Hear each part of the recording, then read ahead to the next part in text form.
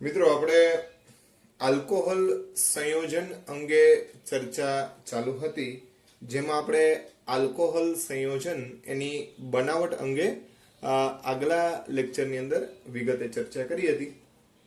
હવે આજે આપણે મિથેનોલ અને ઇથેનોલ જેવા સંયોજન જે છે એના ઉત્પાદન અંગે ચર્ચા કરવી છે. તો મિથેનોલ આપણે એવી વાત કરી હતી કે ભાઈ CH3OH એટલે કે મિથેનોલ, જેને આપણે વુડ સ્પિરિટ એવું પણ નામ આપેલું હતું મિત્રો. તો ભાઈ આ વુડ સ્પિરિટ જે છે એ શા માટે વુડ સ્પિરિટ કહીએ? તો એનું કારણ છે એની બનાવટ જે છે એ આપણે લાકડામાંથી કરી શકીએ, એટલે એને વુડ સ્પિરિટ એવું નામ આપેલું છે. તો વુડ સ્પિરિટ બનાવવા માટે લાકડાનું પેલા વિચ્છેદક નિસ્યંદન કરવામાં આવે. લાકડાનું વિચ્છેદક નિસ્યંદન કરવામાં આવે. તો મિત્રો, લાકડાનું જ્યારે આપણે વિચ્છેદક નિસ્યંદન કરીએ છીએ ત્યારે આપણને એક અતિ મહત્વનો ઘટક પ્રાપ્ત થાય. બરાબર છે? જે આપણા માટે અતિ મહત્વનો જે છે એની આપણે ચર્ચા કરીએ તો એ છે પાયરોલિગ્નસ એસિડ. એ છે પાયરોલિગ્નસ એસિડ. હવે મિત્રો, આ પાયરોલિગ્નસ એસિડ જે છે એ લાકડાના વિચ્છેદક નિસ્યંદન કરવાથી આપણને પ્રાપ્ત થાય. સાથે સાથે થોડો આપણને કોલ ગેસ જે છે એટલે લાકડાનો ગેસ જે છે એ પણ પ્રાપ્ત થાય, કે જેની અંદર મિથેન જે છે એ મહત્વના ઘટક અને કાર્બન ડાયોક્સાઇડ સંયોજનો રહેલા હોય. આ ઉપરાંત કોલ્ટાર સ્વરૂપે પણ ઘટક જે છે એ પ્રાપ્ત થતા હોય, અને કોક તમે જાણો છો એ પ્રમાણે. હવે એમાં આ પાયરોલિગ્નસ એસિડ જે છે એ અતિ મહત્વનો ઘટક છે કે જેની મદદથી આપણે મિથેનોલ પ્રાપ્ત કરવાનો હોય. આ પાયરોલિગ્નસ એસિડ જે મુખ્યત્વે 3 ઘટક જે છે એ ધરાવે છે, જેમાં આપણો મિથેનોલ જે છે જેનું પ્રમાણ 5% જેટલું ગણવામાં આવે. આ ઉપરાંત એસિટિક એસિડ જે છે એ પણ બહોળા પ્રમાણમાં એટલે 10% જેટલું એનું પ્રમાણ ગણવામાં આવે. અને એસિટોન CH3COCH3 જે 0.5% જેટલું પ્રમાણ ધરાવે છે, એટલે બહુ નહિવત પ્રમાણમાં હોય. બાકીનું પાણી જે છે એ બાકીના ભાગમાં રહેલું હોય. એટલે અહીંયા જે આપણને આ પાયરોલિગ્નસ એસિડ નું જે આખું મિશ્રણ મળ્યું એમાં વાસ્તવમાં આવા જુદા જુદા સંયોજન છે: મિથેનોલ, એસિટિક એસિડ અને એસિટોન, જેનું પ્રમાણ દર્શાવ્યું છે. અને બાકીના ભાગમાં પાણી હોય, એટલે બાકીના જે પર્સન્ટેજ બાકી વધ્યા એ પાણી સ્વરૂપે હોય. તો આ જે કંઈ પણ સંયોજનો આપણને મળ્યા એ પાયરોલિગ્નસ એસિડ તરીકે ઓળખવામાં આવે. હવે મિત્રો, આપણે પાયરોલિગ્નસ એસિડ જે છે એમાંથી કઈ રીતે આપણને મિથેનોલ પ્રાપ્ત થશે એની જરા ચર્ચા કરીએ. પણ મિત્રો, આ એના 3 મૂળભૂત ઘટક છે એને ધ્યાનમાં રાખજો. એમાં એક એસિડ છે અને આ 2 તટસ્થ ઘટક છે. એટલે એસિડને આપણે કાઢવા માટે બેઝનો ઉપયોગ કરશું. બરાબર છે? પછી આલ્કોહોલ અને એટલે કે મિથેનોલ અને કીટોન જે છે એને આપણે સેપરેટ કરવાના છે. એમાં કીટોનના શુદ્ધિકરણ માટેની અલગ પદ્ધતિ છે, મિથેનોલના શુદ્ધિકરણ માટેની પણ અલગ પદ્ધતિ છે. તો એક આખી વિગત જોઈએ કે પાયરોલિગ્નસ એસિડમાંથી કઈ રીતે આપણે મિથેનોલનું શુદ્ધિકરણ કરશું. તો એ આપણે એક ચાર્ટની મદદથી સમજવાનો પ્રયત્ન કરીએ. તો મિત્રો, સૌપ્રથમ તમને ખબર છે એ પ્રમાણે કે ભાઈ આપણી પાસે પાયરોલિગ્નસ એસિડ એટલે કે 3 સંયોજનો આપણી પાસે ભેગા છે. એમાં બેઝ નાખ્યો એટલે કે કેલ્શિયમ હાઇડ્રોક્સાઇડ, જે બેઝિક પદાર્થ છે.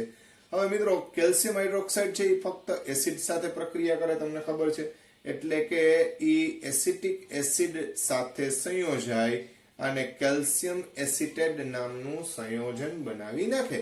હવે આ કેલ્શિયમ એસિટેટ નામનું સંયોજન બનાવ્યું, જેનું ફરીથી પાછું જળ વિભાજન કરો એટલે તમને એસિટિક એસિડ પ્રાપ્ત થાય. તો આ રીતે આપણને એસિટિક એસિડ એટલે પહેલો ઘટક પાયરોલિગ્નસ એસિડ માંથી છૂટો પડી ગયો. હવે જે બાકી મિશ્રણ વધ્યું હતું, કેમ કે આ ઘન સ્વરૂપનો પદાર્થ છે એટલે પ્રવાહી સ્વરૂપમાં, જેને આપણે શબ્દ બોલીએ નિસ્યંદિત પ્રવાહી, નિસ્યંદન કર્યા બાદ જે પ્રવાહી વધે નિસ્યંદન પ્રવાહી, એમાં હવે આપણા બે ઘટક છે. કયા કયા છે? તો કે ભાઈ એક તો ઇથેનોલ છે અને સાથે સાથે એસીટોન પણ રહેલો છે. આ મિશ્ર સ્વરૂપે બે આપણી પાસે રહેલા છે. હવે શું કરવાનું ભાઈ? તો કે આનું વિભાગીય નિસ્યંદન કરવાનું. વિભાગીય નિસ્યંદન. મિત્રો, વિભાગીય નિસ્યંદનમાં જુદા જુદા તાપમાને આપણે ઘટકોને છૂટા પડી શકીએ, જેને આપણે વિભાગીય નિસ્યંદન તરીકે ઓળખીએ છીએ. જેવું વિભાગીય નિસ્યંદન કરશું એટલે 65 ડિગ્રી સેલ્સિયસ તાપમાને આપણને મિથેનોલ મળશે અને 56 ડિગ્રી સેલ્સિયસ, બે ઊંધું છે જોજો, બરાબર છે, 56 ડિગ્રી સેલ્સિયસ તાપમાને આપણને એસીટોન પ્રાપ્ત થાય. પણ મિત્રો અશુદ્ધ નથી, આ શુદ્ધ સ્વરૂપ હોતા નથી. જે અશુદ્ધ સ્વરૂપ છે, કેવું સ્વરૂપ છે? અશુદ્ધ. આ પણ કેવું સ્વરૂપ છે? અશુદ્ધ. તો શું કરવાનું ભાઈ? આનું શુદ્ધિકરણ કરી નાખવાનું. શુદ્ધિકરણ કેવી રીતે થાય? તો કે શુદ્ધિકરણ કરવા માટે આપણે જે અશુદ્ધ ઇથેનોલ જે છે એમાં શું કરી શકીએ? તો કે એની અંદર ઓક્ઝેલિક એસિડ મિથેનોલમાં ઉમેરવાનો. અહીંયા શું ઉમેરવાનું? Oxalic acid. ઓક્ઝેલિક એસિડ ઉમેરવાનો. હવે મિત્રો તમને ખબર છે કે ઓક્ઝેલિક એસિડ એટલે બે કાર્બોક્સિલિક એસિડ જે છે એ ભેગા હોય એને આપણે ઓક્ઝેલિક એસિડ કહીએ છીએ. જ્યારે એની મિથેનોલ સાથે પ્રક્રિયા થાય CH3OH, એટલે તમે જાણો છો એ પ્રમાણે કે પાણીનો એક અણુ શું થઈ જાય? દૂર થઈ જાય. એવી રીતે અહીંયા બીજો મિથેનોલ આવે તો બીજો પાણીનો અણુ પણ આ જ રીતે આપણે દૂર કરી નાખીએ. તો અહીંયા બે પાણીના અણુ દૂર થઈ જાય એટલે મિથાઇલ જે છે એ ઓક્ઝેલિક એસિડ સાથે જોડાઈ જાય, જેને મિથાઇલ ઓક્ઝેલેટ કહેવાય. એટલે આવું બનશે. જો મિત્રો, COO અને CH3, COO અને CH3, આને કહેવાય મિથાઇલ ઓક્ઝેલેટ. જે મિથાઇલ ઓક્ઝેલેટ સ્વરૂપે આપણને શું મળ્યું? તો કે ભાઈ આ સંયોજન પ્રાપ્ત થયું. જેવી તમે આની બેઝ સાથે પ્રક્રિયા કરશો, કોની સાથે પ્રક્રિયા કરશો? બેઝ, બરાબર છે. તો જેવું તમે એને બેઝ સાથે જોડશો એટલે તરત જ બેઝ જે છે એ ફરીથી પાછો એસિડ જે છે એને કેમાં ફેરવી નાખશે? તો કે એના મૂળ સ્વરૂપમાં. એટલે હવે આપણે આને KOH સાથે પ્રક્રિયા કરાવી દઈએ. કોની સાથે પ્રક્રિયા કરાવી દઈએ? KOH એટલે બેઝ સાથે. તો ફરીથી પાછો એસિડ જે છે ક્ષાર સ્વરૂપે નીકળી જાય અને આપણને CH3OH એટલે આ OH જે છે એ મિથાઇલ સમૂહ સાથે જોડાય અને બંને મિથાઇલ ગ્રુપ સાથે OH છે એ છૂટા પાડી દે. અને સાથે સાથે અહીંયા આ K અને ઓક્ઝેલિક એસિડ એટલે આવું સંયોજન બને COOK. આને કહેવાય પોટેશિયમ ઓક્ઝેલેટ. K2C2O4 એવું સંયોજન મળે. K2C2O4, બરાબર છે. એટલે પોટેશિયમ ઓક્ઝેલેટ જે છે એ પ્રાપ્ત થઈ જાય. ફરીથી સમજાઈ દઉં મિત્રો, અહીંયા આપણે વિભાગીય નિસ્યંદન કર્યું, જેમાંથી મિથેનોલ અને એસિટોન હતા એને આપણે સેપરેટ કરવા માટે થાય અને શું કર્યું? તો કે ભાઈ એને વિભાગીય નિસ્યંદનથી કર્યો તો એક મિથેનોલ 65 ડિગ્રી મળ્યો અને એસિટોન છે 56 ડિગ્રી મળ્યો. હવે એ મિથેનોલમાં આપણે ઓક્ઝેલિક એસિડ ઉમેર્યો. શું ઉમેર્યો? Oxalic acid. ઓક્ઝેલિક એસિડનું બંધારણ મેં તમને દર્શાવ્યું. એની મિથેનોલ હારે પ્રક્રિયા થાય એટલે આ રીતનો મિથાઇલ યુક્ત ઓક્ઝેલેટ મળે, જેને આપણે મિથાઇલ ઓક્ઝેલેટ કહીએ છીએ, જેનું આપણે KOH વડે જળ વિભાજન કહી શકો તમે, અથવા KOH સાથે પ્રક્રિયા કરીએ એટલે ફરીથી આપણને શું મળી જાય? તો કે ભાઈ મિથેનોલ પ્રાપ્ત થઈ જાય અને સાથે સાથે આ ક્ષાર પણ છૂટો પડે. આ રીતે મિથેનોલ જે છે એ આપણે શુદ્ધ સ્વરૂપે આ શુદ્ધ સ્વરૂપનો પ્રાપ્ત થશે. ખ્યાલ આવે છે? તો મિત્રો અહીંયા વુડ સ્પિરિટ એટલા માટે કહેવામાં આવ્યું. બીજી વાત કે આનું શુદ્ધિકરણ કરવા માટે NaHSO3 નો ઉપયોગ કરવામાં આવે, સોડિયમ હાઇડ્રોજન સલ્ફાઇટ, જેની આપણે જ્યારે આલ્ડિહાઇડ અને કીટોન વાળો પાઠ ભણીએ છીએ ત્યારે એની અંદર પણ શુદ્ધિકરણ સંદર્ભમાં અથવા યોગશીલ પ્રક્રિયાના સંદર્ભમાં વાત આવે. આની સાથે પ્રક્રિયા કરવાથી આપણને શુદ્ધ એસિટોન પ્રાપ્ત થાય છે, જે એસિટોનના શુદ્ધિકરણ માટે ઉપયોગી પ્રક્રિયક છે. સોડિયમ હાઇડ્રોજન સલ્ફાઇટ SO3 છે મિત્રો, ધ્યાનમાં રાખજો, બરાબર છે. જેની મદદથી આપણે શું કરી શકીએ? તો કે ભાઈ એસિટોન એટલે કે કીટોન જે છે એનું અહીંયા શુદ્ધિકરણ કરી શકીએ છીએ. તો મિત્રો આ વુડ સ્પિરિટ જે છે એટલે કે ટૂંકમાં લાકડું જે છે એમાંથી જે આપણને આલ્કોહોલ પ્રાપ્ત થાય એના સંદર્ભમાં આપણે ચર્ચા કરી છે. અહીંયા અતિ મહત્વનું કોઈ સંયોજન હોય તો એ છે લિગ્નસ એસિડ. એ વસ્તુ ભૂલાય નહીં. લિગ્નસ એસિડ જે છે એની મદદથી જ આપણે શું કરી શક્યા છીએ તો કે એની મદદથી આપણે આ મિથેનોલ પ્રાપ્ત કરી શક્યા છીએ.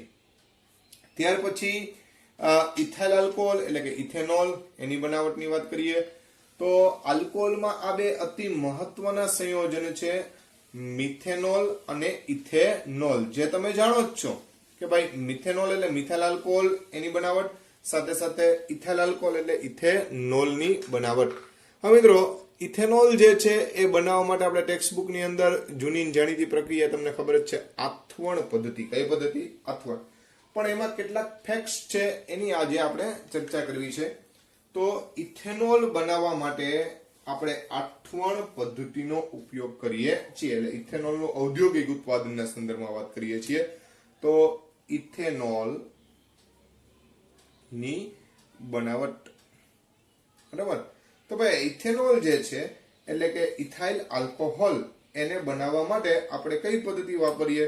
તો સિમ્પલ વાત તો કે ભાઈ આપણે આથવણ પદ્ધતિનો ઉપયોગ કરીએ. આથવણ પદ્ધતિ બહુ સિમ્પલ વાત છે કે ભાઈ મોલેસિસમાં રહેલી ખાંડ, મોલેસિસમાં રહેલી ખાંડ, બરાબર છે, એટલે કે C12H22O11. સૌપ્રથમ આપણે આનું જળ વિભાજન કરીએ, બરાબર છે. જળ વિભાજન કરવા માટે થાય અને આપણે કયો ઉત્સેચકનો ઉપયોગ કરીએ છીએ? માલ્ટેઝ ઉત્સેચક, બરાબર છે. જેની મદદથી આપણને શું પ્રાપ્ત થાય તો કે ભાઈ ગ્લુકોઝ અને ફ્રુક્ટોઝ પ્રાપ્ત થાય. શું પ્રાપ્ત થાય? ગ્લુકોઝ અને ફ્રુક્ટોઝ. મિત્રો અહીંયા આપણે ઇન્વર્ટેઝ પણ વાપરીએ કે ઇન્વર્ટેઝ એવો શબ્દ પણ બોલીએ છીએ. તો હવે આ ઇન્વર્ટેઝ અથવા મલ્ટેઝ જેની મદદથી આપણે જે સુક્રોઝ જે છે એનું રૂપાંતરણ આપણે C6H12O6 ગ્લુકોઝ અથવા ફ્રુક્ટોઝમાં કરી નાખ્યું. હવે આ ગ્લુકોઝ જે છે, ગ્લુકોઝ અથવા બોલીએ ફ્રુક્ટોઝ, જેને આપણે ઉત્સેચક કયો આવશે તો કે ભાઈ ઝાઇમેઝ. કયો ઉત્સેચક કહેવાય? ઝાઇમેઝ, બરાબર છે. આ ઝાઇમેઝ ઉત્સેચક જે છે એના વડે ગ્લુકોઝ અને ફ્રુક્ટોઝનું રૂપાંતરણ ઇથેનોલની અંદર આપણે કરીએ છીએ. સાથે સાથે આથવણ પ્રક્રિયાના હિસાબે કાર્બન ડાયોક્સાઇડ વાયુ પણ અહીંયા ઉત્પન્ન થાય. તો આ જે છે એ ઇથેનોલની બનાવટ થઈ કે જે આપણે આથવણ પદ્ધતિ વડે ઇથેનોલ બનાવીએ છીએ. આ કોઈ નવી વાત નથી મિત્રો. આ ટેક્સ્ટ બુક ની અંદર બહુ સરસ રીતે આપણે સમજાવેલું છે. પણ હવે અહીંયા બહુ અતિ મહત્વની ચર્ચા આવે છે. આ રીતે પ્રાપ્ત થતો ઇથેનોલ જે છે એ માત્ર 10 થી 15% શુદ્ધ હોય છે. એનો મતલબ એમ થયો કે આમાં અશુદ્ધિ જાજી છે, બરાબર છે. આવા જે કંઈ પણ ઇથેનોલ પ્રાપ્ત થયો, બરાબર છે, આ જે કંઈ પણ ઇથેનોલ પ્રાપ્ત થયો જેને વોશ ઇથેનોલ કહેવામાં આવે. શું કહેવામાં આવે? Wash ethanol. એટલે આથવણ પદ્ધતિ વડે જે ઇથેનોલ પ્રાપ્ત થાય છે એને વોશ ઇથેનોલ તરીકે ઓળખવામાં આવે છે. તો આ ખાસ ધ્યાનમાં રાખજો. વોશ ઇથેનોલ એટલે શું તો કે 10 થી 15% શુદ્ધિકરણ ધરાવતો, એટલે કે આથવણ પ્રક્રિયા દ્વારા જે કંઈ પણ ઇથેનોલ પ્રાપ્ત થાય જેને આપણે વોશ ઇથેનોલ તરીકે ઓળખીએ છીએ. હવે વોશ ઇથેનોલ માંથી સૌપ્રથમ કાચું સ્પિરિટ મેળવવામાં આવે, બરાબર છે. પેલા આ બધા સ્ટેપ છે એટલે આપણે એની આપણે ચર્ચા કરીએ છીએ. તો પેલા આપણને આથવણ પદ્ધતિ દ્વારા શું મળ્યો તો કે ભાઈ વોશ ઇથેનોલ. હવે વોશ ઇથેનોલ મળી ગયા પછી શું કરવાનું તો કે ભાઈ વોશ ઇથેનોલ માંથી શું મેળવશું તો કે વોશ ઇથેનોલ માંથી આપણે મેળવવાનું છે કાચું સ્પિરિટ. હવે કાચું સ્પિરિટ મેળવવા માટે શું કરશું તો કે ભાઈ વોશ જે છે, વોશ કે જેની અંદર 10 થી 15% જેટલો શું રહેલો છે? ઇથેનોલ.